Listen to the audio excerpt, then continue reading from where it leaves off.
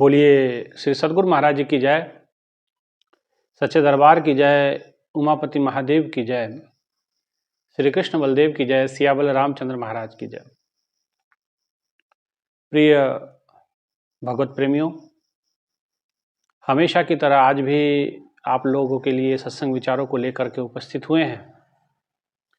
भाइयों बहनों, जैसा कि आप सबको पता है कि आने वाली 29 जुलाई को श्री गुरु पूर्णिमा महोत्सव का आयोजन किया गया है, जिसमें आप सभी भक्तों को सादर आमंत्रण है। आप सभी इस कार्यक्रम में सहयोग कर सकते हैं, तन से, मन से, धन से। सहयोग कैसे करना है, डिस्क्रिप्शन में मेरा नंबर है, आप उस पर जो भी सहयोग करना चाहें धन के रूप में आप उस पर कर सकते हैं। भाइयों बहनों, गुरु की कृपा, गुरु की दया शिष्य पर हमेशा रहती है। ये बात अलग है कि शिष्य उसको समझे चाहे ना समझे।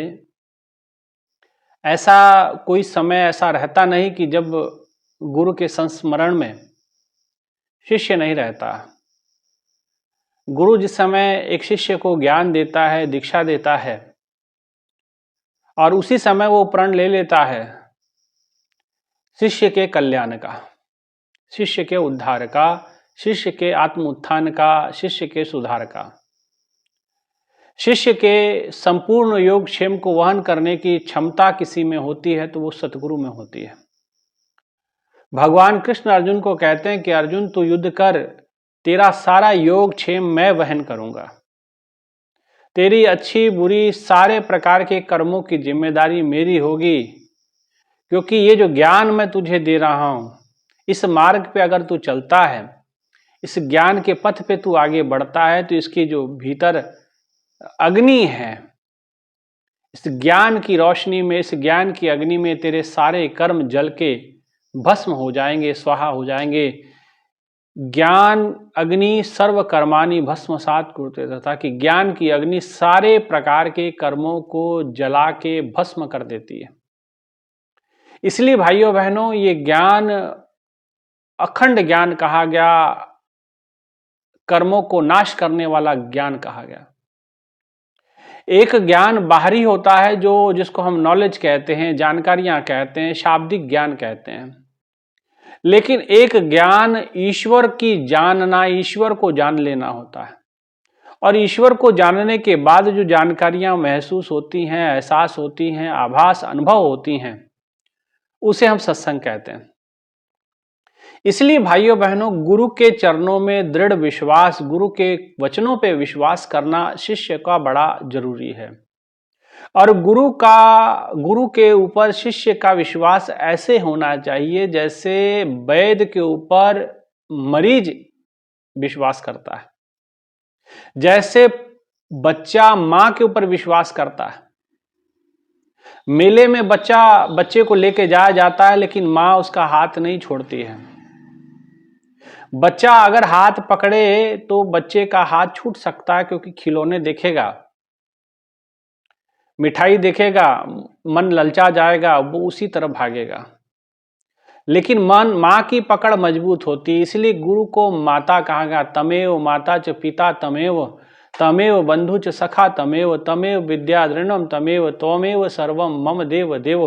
गुरु सर्वस्व हो जाया करता है शिष्य का, लेकिन ये तब ये बातें संभव हो पाती हैं जब गुरु के ऊपर शिष्य का विश्वास अचल हो जाया करता है। इसलिए भाइयों बहनों, गुरु के ऊपर विश्वास ऐसा करो जैसे वैद्य के ऊपर मरीज करता है, डॉक्टर के ऊपर मरीज करता है। आप डॉक्टर के पास जाते हैं, एक मरीज जो है बीमार होने के पश्चात वैद्य के पास गया।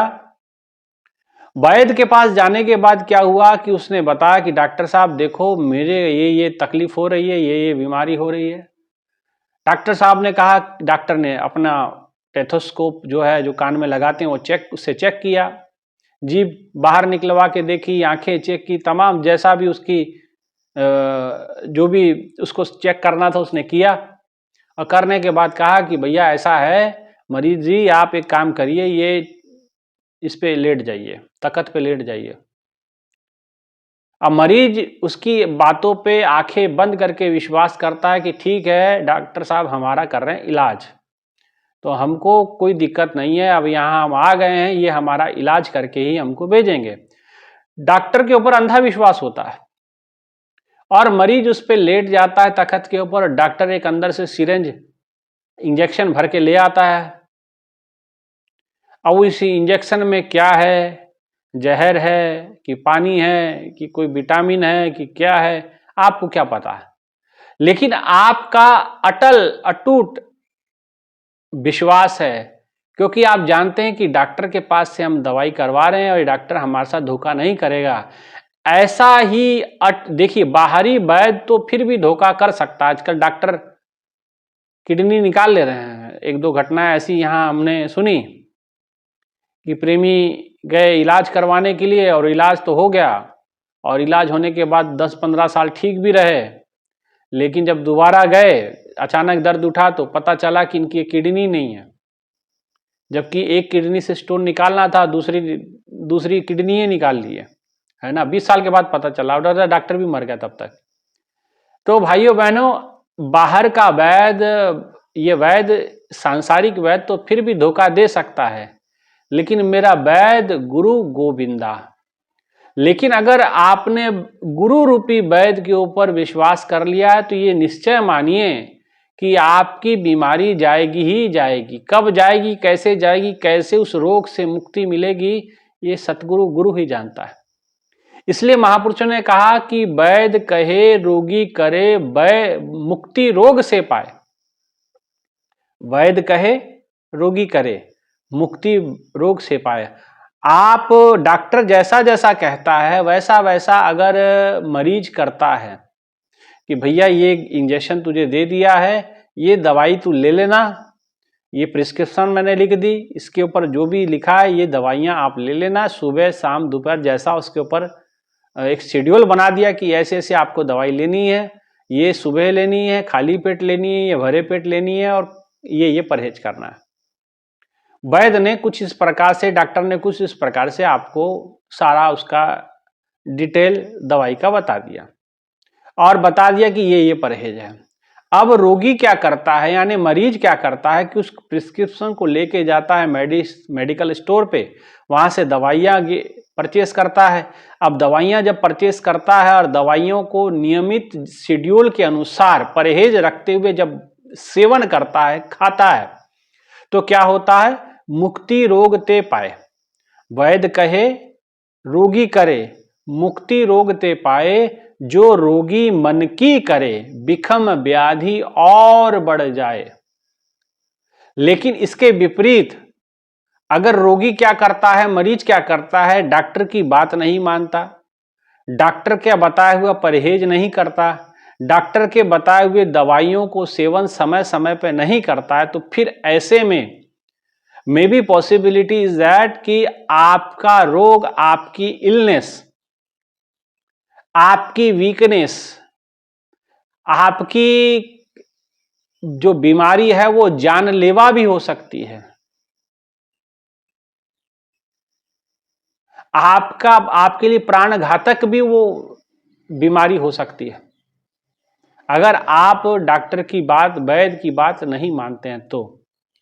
इसलिए महापुरुषों ने कहा रोगी करे, वैद्य कहे रोगी करे तो मुक्ति रोग से पाए। वो अगर आप जैसा जैसा वो कहता तो आप वैसे वैसे करोगे तो आप देखिए आप स्वस्थ हो जाएंगे।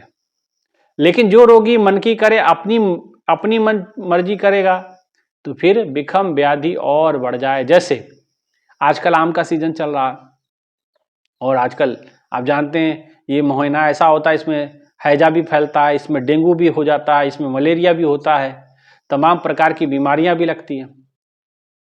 तो उन्होंने कहा कि एक बात और है कि भाई जो रोगी अपने मन की करता है, तो संत ज्ञानेश्वर महाराज जी कहते हैं मनोमार्गी गेला तो तेथेची मुकीला, कि मन के अनुसार जो भी चलता है वो वहीं पे उसकी मृत्यु हो जाती है, उसका अंत हो जाता है। इसलिए भाइयों बहनों, हमें चाहिए कि हमें गुरु रूपी वैद्य के ऊपर विश्वास होना चाहिए। भाइयों बहनों, बाहरी वैद तो आप बदल सकते हैं, लेकिन सतगुरु रूपी जो वैद है, मेरा वैद गुरु गोविंदा, वो गुरु है, वो गोविंद है, वो परमात्मा है। इसलिए भाइयों बहनों, ऐसा विश्वास जिस समय जैसा मरीज डॉक्टर पे करता है, पुत्र बच्चा मां पे करता है, ऐसा ही आपको विश्वास गुरु पे करना चाहिए। इससे क्या होगा, तो औखत जितने भी हमारे ऐसा औषधि वो देगा, काटे जम का फंदा, वो जम का फंदा हमारा काट देगा, यमराज का जो पाश है उसे काट देगा, उसे तोड़ देगा, है ना। लेकिन जो गुरु के वचनों पे विश्वास करता है, ये उसके लिए। भाइयों बहनों, ऐसी बहुत सारी घटनाएं हमने देखी हैं, हमने अपने सामने चीजों को होते हुए देखा है।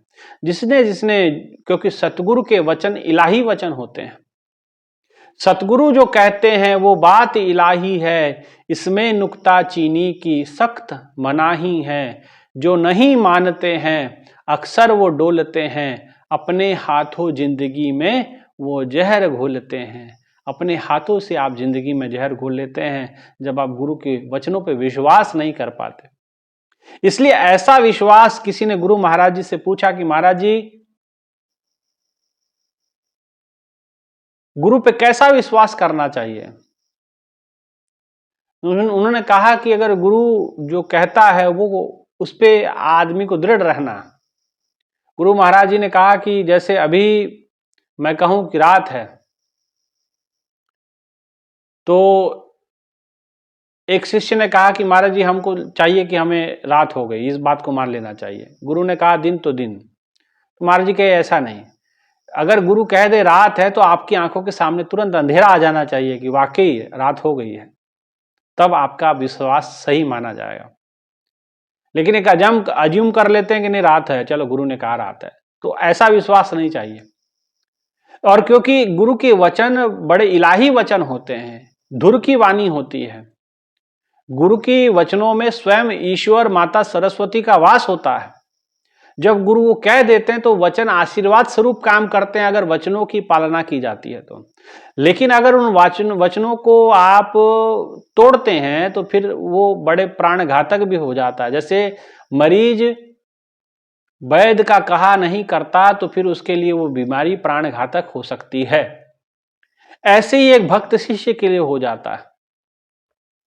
भाइयों बहनों, गुरु का विश्वास, गुरु के ऊपर विश्वास कैसा होना चाहिए। एक महाराष्ट्र के संत हुए, संत एकनाथ जी महाराज। और एकनाथ जी महाराज अपने शिष्यों के साथ वो जा रहे हैं जंगल से, दो शिष्य हैं और एक स्वयं और एक शिष्य, दोनों आप जंगल में से गुजर रहे हैं। रात्रि का समय हुआ। अब रात्रि का समय हुआ तो दोनों अगर सो जाएं, गुरु और शिष्य, तो ठीक नहीं। गुरुजी ने कहा कि ऐसा है, बारी बारी करके सोया जाएगा। एक काम करो, आप अभी सो जाओ, मैं जागता हूं, गुरुजी ने कहा। शिष्य ने कहा नहीं नहीं गुरुदेव, पहले आप आराम कर लीजिए, बाद में आप जागिएगा। गुरु ने कहा ठीक है, एकनाथ जी ने कहा ठीक है। वो रात को सो गए। आधी रात के बाद उन्होंने शिष्य को कहा कि आप सो जाइए। शिष्य ने उनकी बात मान करके वो भी सो गया। अब जिस समय गहरी नींद में चला गया तो अचानक एकनाथ जी के हाथ में छुरी थी और वो अपने शिष्य के गले को काट रहे थे। शिष्य ने आंखें खोली, देखा गुरु है, गला काट रहा है। कोई बात नहीं, गुरु काट रहा है ना, जो भी करेगा भलाई करेगा। ईश्वर करोति यत् शोभनम करोति, गुरु जो भी करेगा वो शुभ करेगा, भगवान जो भी करेगा शुभ करेगा। ऐसे ही मुझे मरना लिखा होगा तो मैं ऐसे ही मर जाऊंगा। और वो चुपचाप लेटा रहा, हल्की सी गर्दन को कट लगाई और तुरंत आंखें खोल के देखा कि गुरु काट रहा है, लेकिन फिर भी कुछ नहीं कहा, फिर आंखें बंद कर ली। और ऐसे वो सुबह हुई, यात्रा प्रारंभ हुई। सुबह जब उठे तो यात्रा जिस समय प्रारंभ किए तो एकनाथ जी महाराज जी ने शिष्य से पूछा कि बच्चे बात बताओ, रात को मैं तुम्हारे गले पे छुरी जो चला रहा था तो तुम्हारे मन में क्या चल रहा था? शिष्य ने कहा, गुरुदेव आपके हाथ में तो हमने अपनी जीवन डोर सौंप दी है, समस्त जीवन आपको सौंप दिया है और आप पे हम कोई शक नहीं कर सकते। गुरु ने कहा, कोई शक संशय तो नहीं मन में आया था? बोले, नहीं महाराज, हमारे मन में आपके लिए कोई मन में शंका नहीं थी। जब मैं छुरी चला रहा था तो क्या तुम्हारे मन में ये नहीं आया कि गुरु ये क्या कर रहा है? बोले, अगर मैं आपको जानता हूं, अगर आप मेरा गला भी काट देते तो भी मैं कुछ नहीं कहता, क्योंकि मुझे पता है कि मेरे गुरु ने मेरा कल्याण ही चाहना है।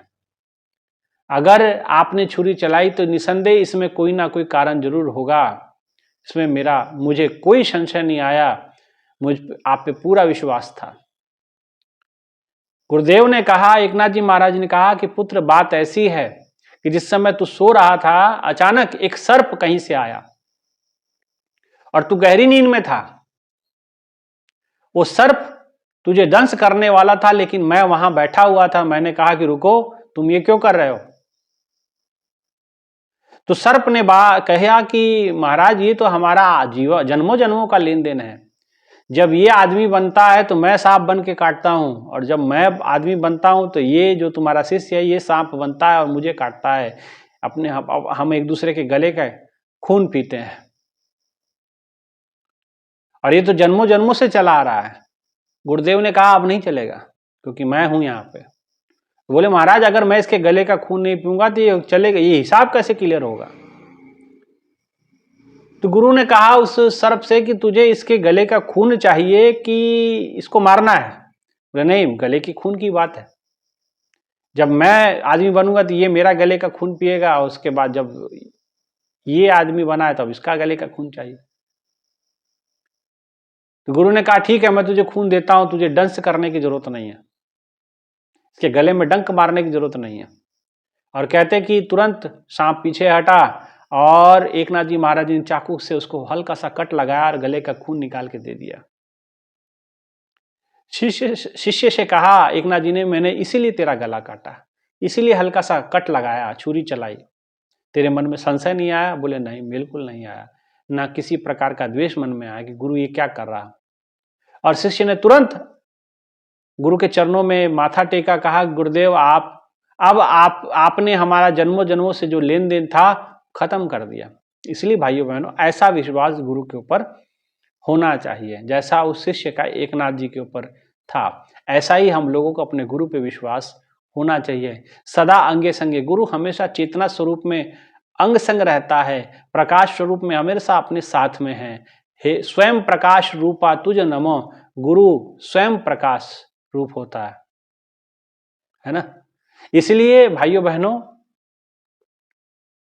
गुरु के ऊपर इस प्रकार से हमको विश्वास करना चाहिए, तभी हमारा जीवन सार्थक हो सकता है, तभी हमारा जीवन सफल हो। ऐसा नहीं कि जो है आज विश्वास है और पता चले कल हम कुछ और ही बतिया रहे हैं, कुछ और ही बोलते जा रहे हैं, तो ऐसा नहीं। पृथ्वीचंद वाला विश्वास नहीं चाहिए। गुरु अर्जुन देव जी के भाई थे बड़े, गुरु गद्दी चाहते थे, गुरु के वचनों की बार बार उल्लंघना करते थे, और जो गुरु प्रेमी थे, गुरु के प्रेम करने वाले गुरु अर्जुन देव जी थे, उनकी भली बुराई करते रहते थे, है ना। लेकिन अंत में क्या हुआ? पृथ्वीचंद कहीं फांसी लगा के मरा, कहीं उसको इतिहास बताता है कि कहीं उसको ऐसी बीमारी ने घेर लिया और उसका इलाज तक नहीं मिला और वो तुरंत उसमें मर गया।